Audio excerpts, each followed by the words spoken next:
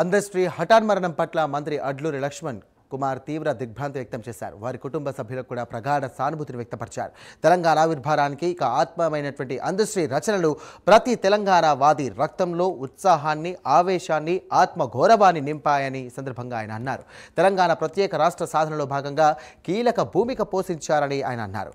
వారి కలం సామాజిక న్యాయం, సమానత్వం, స్వాభిమానం కోసం తుపాకీలా పనిచేసిందన్నారు అడ్లూరి లక్ష్మణ్. ఇక తెలంగాణ సాంస్కృతిక పునర్జీవంలో భాగంగా అందశ్రీ కృషి అపూర్వమని అన్నారు.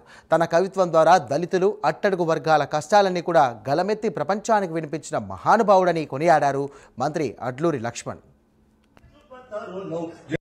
జయ జయ తెలంగాణ జననీ జయ కేతనం, ముకోటి గొంతుకలు ఒకటైన చేతనం.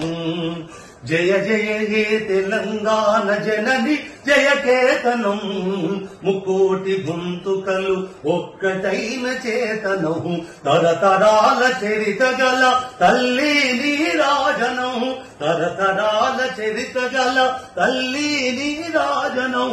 పద పదాన నీ పిల్లలు ప్రణమిల్లిన శుభతరుణం. జై తెలంగాణ, జై జై తెలంగాణ, జై తెలంగాణ, జై జై తెలంగాణ.